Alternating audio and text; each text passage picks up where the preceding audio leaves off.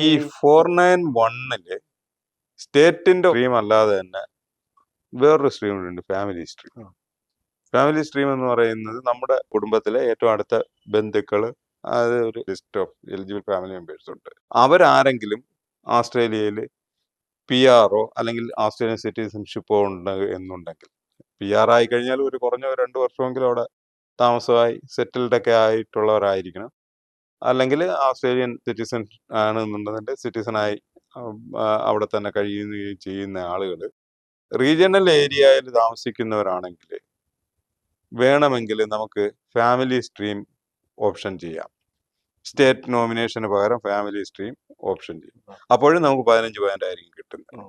രണ്ടും കൂടി കിട്ടില്ല, സ്റ്റേറ്റിന്റെയും കിട്ടത്തില്ല, ഫാമിലിയുടെയും ഒരേ സമയം രണ്ടും കൂടി ക്ലെയിം ചെയ്ത് നമുക്ക് 30% കിട്ടില്ല. ഒന്നുകിൽ നിങ്ങൾക്ക് സ്റ്റേറ്റിന്റെ അപ്ലൈ ചെയ്യാം, അതല്ലാന്നുണ്ടെന്നുണ്ടെങ്കിൽ നമ്മുടെ ബന്ധുക്കളുടെ കെയർ ഓഫ് ഫാമിലി ഒരു ആപ്ലിക്കന്റിന്റെ ഫാമിലി ഓസ്ട്രേലിയ ഉണ്ടെന്നുണ്ടെങ്കിൽ ഈ 491 വിസയ്ക്ക് മാത്രമാണ് ഒരു സപ്പോർട്ടോ ബെനിഫിറ്റോ കിട്ടുക അപ്ലൈ ചെയ്യുന്നത്. 189 190 ഏതെങ്കിലും തരത്തിലുള്ള ഒരു ഇല്ല. 189-നും 190-ക്കും ഫാമിലി മെമ്പേഴ്സിന് സപ്പോർട്ട് ചെയ്യാനില്ല. ഈ റീജിയണൽ ഏരിയയിൽ താമസിക്കുന്ന ഫാമിലി മെമ്പേഴ്സിന് 491 മാത്രമേ. അതൊരു പ്രൊഫഷണൽ വിസയാണ്, പാത്വേ വിസയാണ്. 3 വർഷം കഴിയുമ്പോൾ നിങ്ങൾക്ക് പെർമനന്റ് റെസിഡൻഷിപ്പ് കിട്ടും. സബ് ക്ലാസ് 191 എന്ന് പറയുന്ന വിസയിലോട്ട് മാറാം.